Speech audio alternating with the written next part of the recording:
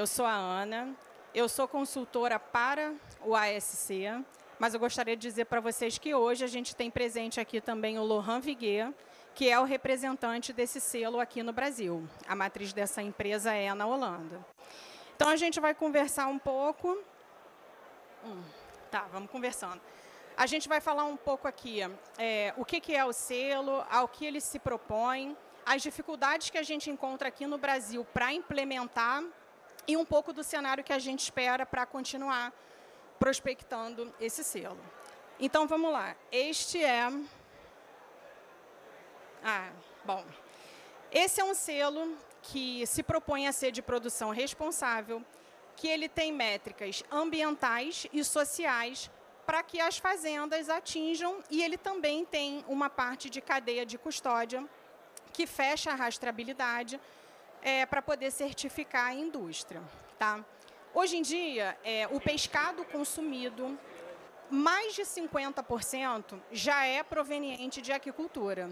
Então, a gente sabe que a atividade aquícola, por mais que seja uma alternativa um pouco melhor do que a pesca, ela também gera impactos positivos e negativos. Então, a gente, com as diretrizes que propõe nesse selo, tende a avaliar, monitorar e acompanhar e mitigar esses impactos da atividade de aquicultura. Tá? É uma certificação que vem crescendo, vem sendo muito demandada no mercado. Ela é líder no mercado europeu e no mercado norte-americano. Só no ano de 2022, a gente teve um aumento de 16% de empresas, de indústrias, que requereram o certificado da cadeia de custódia. É significativo, né? Porque a indústria está requerendo esse selo. O próprio consumidor tem reconhecido e escolhido o selo, e a indústria acaba adotando, porque isso aumenta também as possibilidades de venda dela. Da mesma forma, os produtos que foram lançados, que estão em marcas com esse selo, a gente está com quase 1.200 marcas que ofertam esse selo no mercado para o cliente. E produto, a gente está em torno de uns 27.500. Também é um aumento de 14%. Ou seja, cada vez mais impulsionado não só pela escolha do consumidor, mas pelo próprio varejo, porque o cenário que a gente tem, não só no Brasil, como fora hoje em dia, que impulsiona essa certificação, é o varejo que está pressionando, que está solicitando. Então, a gente tem aí aumento de produto, aumento de marca que está divulgando, que está usando o selo. E, principalmente, a gente tem projetos de melhoramentos, né? A gente tem índices, métricas a serem atingidas, que o selo busca avaliar todo tipo de impacto. Você adequar uma fazenda para a operação é um impacto positivo, ainda que ela ainda não esteja pronta para receber o selo. Então, tudo isso é computado no relatório deles como melhoria, né? A gente tem as experiências de produtores que, às vezes, entram para se certificar e levam um tempo até a gente chegar no selo. E está tudo bem, não tem problema. Tá? A demanda a gente consegue identificar que é crescente. Falando um pouco do Brasil, a gente no Brasil só tem tilápia certificada até o momento. Fazenda, a gente tem aí Brasfish, MK Sab e Agrofish. Frigorífico e indústria, a gente tem um pouquinho mais. A gente tem Riviera, MK Sab, Brasfish, Dan e Noronha. Então, assim, qual que é a dificuldade, né? Vamos entrar aí no que todo mundo sempre me pergunta. Primeiro, para a indústria, não. Mas para a parte de produção, a primeira dificuldade que a gente encontra é o atendimento aos requisitos legais, que é a primeira premissa, tá? E, às vezes, isso não tem a ver com a empresa não querer se adequar, mas, às vezes, com a própria morosidade dos processos de regularização de uma operação aquícola. Licenciamento, outorga e os demais. Tá? Então, esse é o primeiro grande entrave. A certificação é só para grandes empresas? Eu não consigo fazer com pequenos produtores? Não. Inclusive, agora, a gente está participando de um projeto aqui no Brasil com 23 fazendas pequenas de uma cooperativa que vão se submeter ao selo ASC. Então, assim, ela não é possível só para grandes empresas e que tem condição do investimento maior. Né? Se você tem empresas pequenas que têm um modelo de gestão que funciona, não importa a escala dessa empresa. Tá legal? O que é importante, já falei dos requisitos legais. Está com tudo resolvido em relação a licenciamento e regularização? Podemos prosseguir.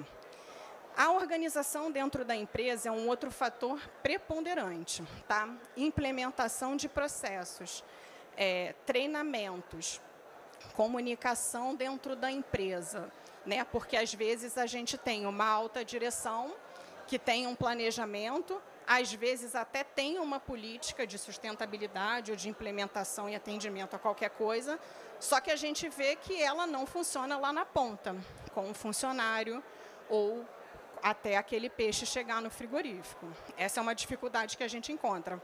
Tá? A certificação ESC, a gente precisa ter uma integração dentro da empresa que toda ela funcione em comunhão com o objetivo de você atingir aqueles requisitos. Tá?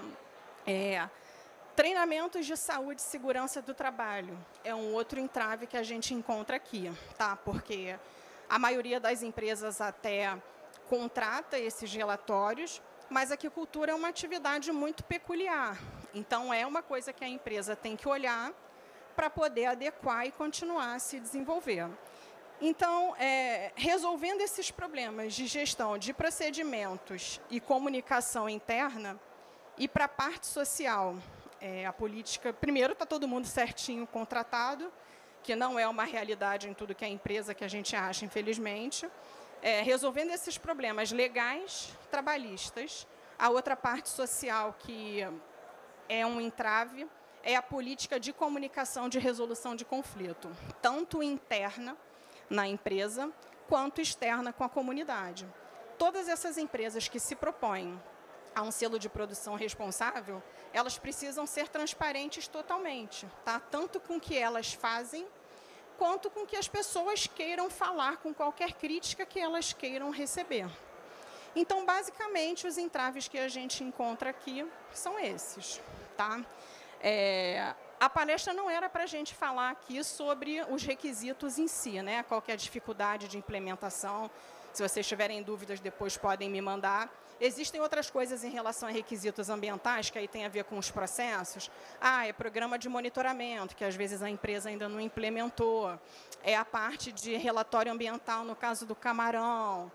Estudo de impacto. Então, existem coisas assim pontuais que nem todas as empresas têm prontas, mas que é possível você se preparar ao longo, aí a gente chama da transição para a certificação. Tá?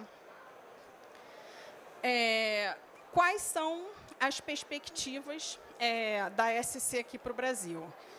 Primeiro é a gente aumentar aí, os clientes certificados de tilápia. A gente tem muita demanda para tilápia certificada, principalmente no mercado norte-americano. Existem empresas que procuram a ASC para que a gente indique produtores certificados, para que a gente possa mandar pescado. Camarão é uma demanda em expansão. A gente ainda não tem nenhuma fazenda brasileira de camarão certificada e o mercado está demandando, sabe? Sobre o camarão, eu gostaria de comentar que existem alguns projetos dentro da ASC, como eu falei com vocês, todo o impacto positivo ou de monitoramento na atividade aquícola é valorizada por essa iniciativa. Então, existem uma linha de projetos chamada Projetos de Melhoramento, seriam Improvement Projects, voltada para o camarão, onde a ASC escolhe uma fazenda, identifica quais são os indicadores, né, que necessitariam de um acompanhamento para melhoria, ela investe e paga a certificação. Existem projetos de melhoramento onde o cliente, no final, vai ser certificado e, no final, não vai ser. Vai ser uma daquelas melhorias que eu comentei no início, que também é um índice crescente. Então, essa é uma frente boa aberta aqui no Brasil, né? A gente, por enquanto, só tem tilápia certificada, precisa de camarão, mas tem oportunidade de investimento da própria certificadora para que a gente possa ter projetos de melhorias nessas fazendas e, no final, chegar no selo. Quem é elegível para um projeto desse? Minimamente, quem está regularizado. E aí o resto da história das entraves, processo, treinamento, a gente vai tratando aí ao longo da transição, né? Acho que era isso, gente. Vocês têm alguma pergunta? Esqueci sim. Em termos de selo, de credibilidade, queria deixar aqui claro para vocês que foi feita uma pesquisa por um instituto que trata só de pesquisas de bem-estar animal, é o ALI, o Aquatic Life Institute. E aí a SC também saiu por conta desses requisitos, né, que eu falei que tem monitoramento ambiental, tem a parte de saúde, bem-estar animal e etc. Por conta disso, eles saíram num ranking aí muito bem colocados. Em relação ao atendimento de objetivo de desenvolvimento sustentável, a SC 11 objetivos, né? Dentre as metas, que eu não me lembro quantas são, existe um percentual de 49 metas que são atendidas com os indicadores que a gente monitora. Então, assim, a certificação ela é voluntária quando uma empresa escolhe. Tudo bem que demandada seja o motivo que for pelo consumidor, pelo mercado para atender, mas o cliente adere voluntariamente, começa a assumir um compromisso e, com isso, a gente vai tendo um monitoramento do impacto dessa atividade. Até para se a gente precisar fazer uma revisão no padrão, né? Esses estudos são muito importantes, porque a gente vê muitos estudos acadêmicos em algumas propriedades, tentando medir esses impactos, mas nessa indústria que está crescendo, a gente precisa ter um olhar para isso, tá?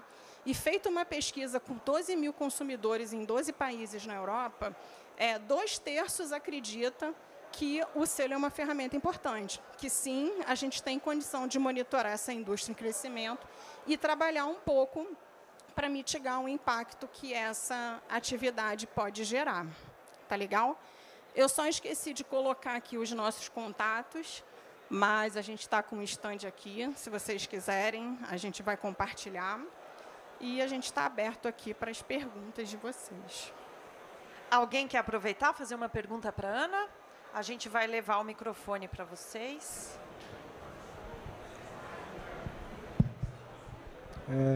Boa tarde, parabéns, Ana, pela apresentação.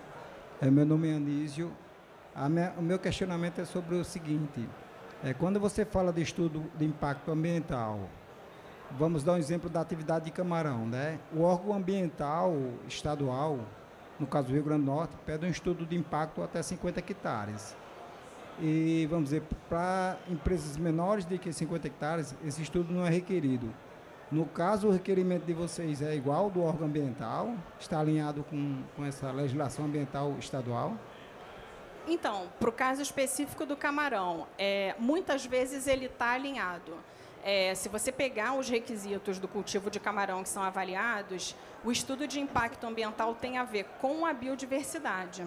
Então, muito do que se faz para apresentar do órgão ambiental, normalmente os clientes de camarão, quando vão se submeter à auditoria SC, eles apresentam o mesmo estudo do órgão ambiental e ele é aceito. Entendeu? A gente tem uma pergunta lá na ponta, é isso? Boa tarde. Boa tarde. Por gentileza, essa certificação, ela só é aplicável em fazendas ou há a possibilidade de ser aplicada em frigoríficos também? Não, ela tem a possibilidade. A SC ela tem uma auditoria para a fazenda e outra para a indústria, que é a que eu comentei aqui, que é a cadeia de custódia. Por isso que quando você vê a foto desse prato na mesa, a gente diz, você tem condição de rastrear esse pescado, desde lá do viveiro, do tanque em rede que ele foi despescado, o processamento até o vendedor, o consumo final. Mais alguém? Alguém quer fazer alguma pergunta para a Ana? Não, fechamos. Ana, muito obrigada pela sua participação. Obrigada a vocês.